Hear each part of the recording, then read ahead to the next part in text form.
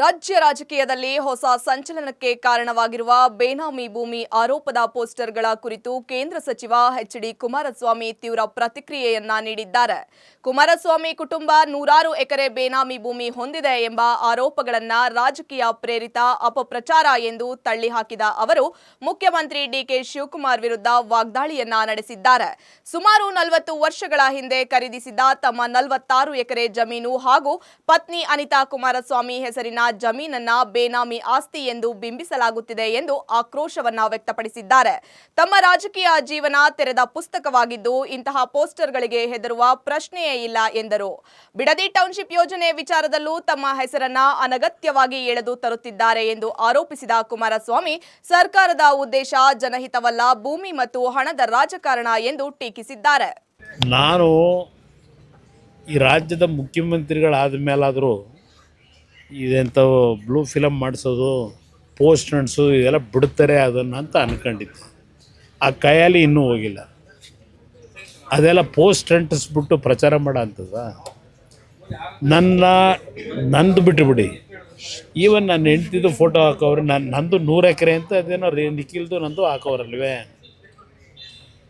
46 ಎಕರೆ 40 ವರ್ಷದ ಹಿಂದೆ ಕಷ್ಟಪಟ್ಟು ಸಂಪಾದನೆ ಮಾಡಿರೋ ಜಮೀನು. ಅದು ಬಿಟ್ಟು ನನ್ನ ಹೆಸರಲ್ಲಿ ಇನ್ಯಾವ ಜಮೀನಿದೆ? 100 ಎಕರೆ ಅಂತೇನು ಹಾಕೊಂಡವ್ರಲ್ಲ ಪೋಸ್ಟ್ರಲ್ಲಿ. ಇನ್ನು ನೀತಾ ಮೇಡಮ್ ಅವ್ರದ್ದು 36-37 ಎಕರೆ ತಗೊಂಡವ್ರೆ. ಖರೀದಿ ಮಾಡಿರೋದು, ಖರೀದಿ ಮಾಡಿರೋ ಜಮೀನ ಯಾವನೋ ಪೋಸ್ಟ್ ಹಾಕ್ಕೊಂಡು ಅವ್ರ ಹೆಸ್ರಿನಲ್ಲಿ ಹಾಕ್ಬಿಟ್ಟು ನನಗೆ ಜಮೀನು ಕೊಡಿಂದರೆ ಬೆನಗಾನಹಳ್ಳಿಯಲ್ಲಿ ಸತ್ತೋದವರು ಹೆಬ್ಬೆಟ್ಟು ತೋರಿಸಿ ಜಮೀನು ತಗೊಂಡಂಥ ವ್ಯಕ್ತಿ ಈ ಪೋಸ್ಟನ್ನ ಈಗ ಅವ್ರ ಬೆಂಬಲಿಗೆ ಹೇಳಿ ಹಾಕ್ಸ್ಕೊಂಡು ಇದರಲ್ಲಿ ಪ್ರಚಾರ ಮಾಡ್ತೀನಿ ಅಂದರೆ ಜನ ನಂಬ್ತಾರ? ಮುಖ್ಯಮಂತ್ರಿ ಆದಾಗಲಾದರೂ ಒಂದು ಸ್ಟ್ಯಾಂಡರ್ಡ್ ಬೇಡವಾ?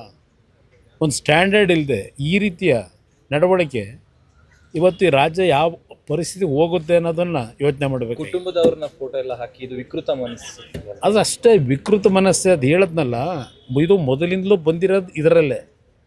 ಈ ಕೈಯಲ್ಲಿ ಬಂದಂಥ ವ್ಯಕ್ತಿ ಈಗಲೂ ಇದನ್ನೇ ಮುಖ್ಯಮಂತ್ರಿ ಆದಮೇಲಾದರೂ ಆ ಮುಖ್ಯಮಂತ್ರಿಯ ಕುರ್ಚಿಗಾದರೂ ಗೌರವ ಬೇಡವಾ? ಈ ರೀತಿ ಪೋಸ್ಟ್ಗಳು ಹಾಕ್ಕೊಂಡು ಇವತ್ತು ಪ್ರಚಾರ ಮಾಡ್ಕೊಂಡು ಅಪ್ರಚಾರ ಮಾಡ್ಕೊಂಡು ಅಶೋಕ್ ಅವ್ರ ಮೇಲೆ, ಅಲ್ಲಿಂದ ವಿಜೇಂದ್ರ ಮೇಲೆ, ಅಲ್ಲಿಂದ ನಾರಾಯಣ ಸ್ವಾಮಿ ಮೇಲೆ ತಪ್ಪು ಮಾಡಿದರೆ ಮುಖ್ಯಮಂತ್ರಿ ಆ್ಯಕ್ಷನ್ ತಗೊಳ್ಳೋಕೆ ಹೇಳಿ ಅಧಿಕಾರಿಗಳಿಗೆ. ಪೋಸ್ಟ್ನಲ್ಲಿ ಸುಮ್ಮನೆ ಹಾಕ್ಕೊಂಡು ಪಾಪ ಇಲ್ಲಿವರೆಗೆ ಕಾಂಗ್ರೆಸ್ನ ಮಂತ್ರಿಗಳು ಶಾಸಕರದೇ ನಡೆದೋಯ್ತು, ವಿಧಾನಸಭೆ ಕಲಾಪದಲ್ಲಿ ನಡೆದೋಯ್ತು. ಮತ್ತು ಅವ್ರನ್ನ ಬಾಯ ಮುಚ್ಚಿಸಿದ್ರು. ಸದ್ಯ ಹೇಳ್ತೀವಿ ಅಂತೇಳಿ ಬಾಯ ತೆಗಿಲಿಲ್ಲ ಅವರು. ಆ ರೀತಿ ಈ ರಾಜ್ಯದಲ್ಲಿ ಏನು ನಡೀತಾ ಇದೆ, ಬಹುಶಃ ಇನ್ನು ಮುಂದಕ್ಕಾದ್ರೂ ನಿಲ್ತದೇನೋ ಅಂದ್ಕೊಂಡಿದ್ದು. ಇದರಿಂದ ಹೆದರ್ತೀರಾ ಸರ್ ಕುಮಾರಸ್ವಾಮಿ ಫ್ಯಾಮಿಲಿ ಅವ್ರ ಫೋಟೋ? ನಾನು ಯಾವುದೇ ಕಾರಣಕ್ಕೆ ನಂದು ತೆರೆದ ಪುಸ್ತಕ. ಎಲ್ಲ ವಿಷಯಗಳು ನನ್ನ ಕಾರ್ಯಕರ್ತರಿಗೂ ಗೊತ್ತು, ಜನತೆಗೂ ಗೊತ್ತಿದೆ. ಅದರಿಂದ ನಾನು ಇದಕ್ಕೆಲ್ಲ ಇಂಥ ಬೆದರಿಕೆಗೆ ಹೆದರ್ತಕ್ಕಂಥ ಪ್ರಶ್ನೆ ಇಲ್ಲ, ಈ ಪೋಸ್ಟ್ಗಳಿಗೆ ಹೆದರ್ತಕ್ಕಂಥ ಪ್ರಶ್ನೆ ಇಲ್ಲ. ಜನಗಳ ಮುಂದೆ ನಮ್ಮ ಪಕ್ಷದ ಹೋರಾಟ ಏನಿದೆ ಜನಗಳಿಗೋಸ್ಕರ, ರೈತರಿಗೋಸ್ಕರವಾಗಿ ನನ್ನ ಹೆಸರನ್ನ ಹೇಳ್ತಾರೆ ಪದೇ ಪದೇ.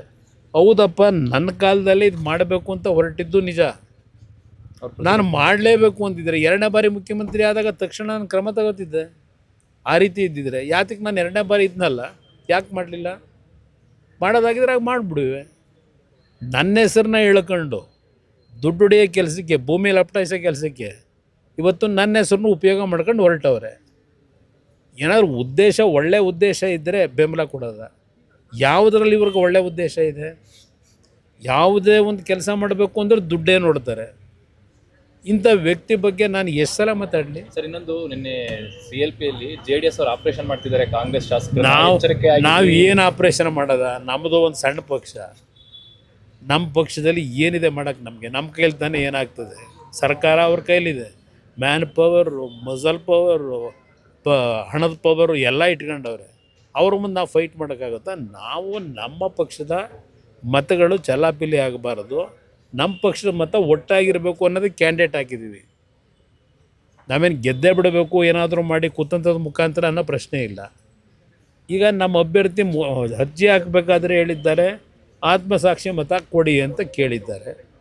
ಇದು ಹೊರತುಪಡಿಸಿ ಏನಿದೆ? ಇವತ್ತು ನಮ್ಮ ಜೊತೆಗೆ BJP ಪಕ್ಷದ ಸರ್ಪ್ಲಸ್ ಓಟಿದೆ. ಆ ಓಟಿಗೆ BJP ನಾಯಕರಿಗೆ ಮನವಿ ಮಾಡಿದ್ದೇವೆ. ನಾವು ನಮ್ಮ ಓಟನ್ನ ಭದ್ರವಾಗಿ ಇಟ್ಕೋಬೇಕು ಅನ್ನೋದಕ್ಕೋಸ್ಕರ ಮಾಡಿದ್ದೀವಿ ಅಷ್ಟೇ. ಅಲ್ಲಿನ ಆಂತರಿಕ ಭಿನ್ನಮತ ಏನಾದರೂ ನಿಮಗೆ ಪ್ಲಸ್ ಆಗ್ಬೋದು ಅನ್ನುವಂಥ ಲೆಕ್ಕಾಚಾರ. ಯಾಕಂದ್ರೆ ನೋಡೋಣ, ಅದು ಭಗವಂತ ಇಚ್ಛೆ. ಅದೇನಾದರೂ ಆ ರೀತಿ ಆದರೆ ನಿಜಕ್ಕೂ ಆ ಕೆಲಸ ಮಾಡಿದ್ರೆ ಸರ್ಕಾರಕ್ಕೆ ಒಂದು ಬಿಗಿ ಮಾಡೋಕ್ಕೆ ಅನುಕೂಲ ಅನ್ನೋದು ನನ್ನ ಅಭಿಪ್ರಾಯ. ಕೊನೆ ಪ್ರಶ್ನೆ, ಚಲುವರಾಯಸ್ವಾಮಿ ಅವರು ಕುಮಾರಸ್ವಾಮಿ ನಾನು ಅವರಿಗೆಲ್ಲ ಉತ್ತರ ಬೇಡ. ನನ್ನ ಕಾರ್ಯಕರ್ತರು ಉತ್ತರ ಕೊಡ್ಕೊತ ಅವ್ರು ಎಲ್ಲಿದ್ದವರು ಅವ್ರ ಬಗ್ಗೆ ನಾನೇ ಯಾಕೆ ಚರ್ಚೆ ಮಾಡಲಿ? ಅಂಥವ್ರ ಬಗ್ಗೆ ಚರ್ಚೆ ಮಾಡೋದು ನನಗೆ ಅನಾವಶ್ಯಕ. ಅವ್ರ ಪಾಪ ಯಾವ ಚೇರ್ಗೀರು ಉಳಿಸ್ಕೊಳಕ್ಕೆ ಓಡಾಡ್ತಾರೆ, ಅದಕ್ಕೆ ನಾನೇ ಯಾಕೆ ಉತ್ತರ ಕೊಡಲಿ? ಏನೇನೋ ಮಾತನಾಡ್ತಾರೆ.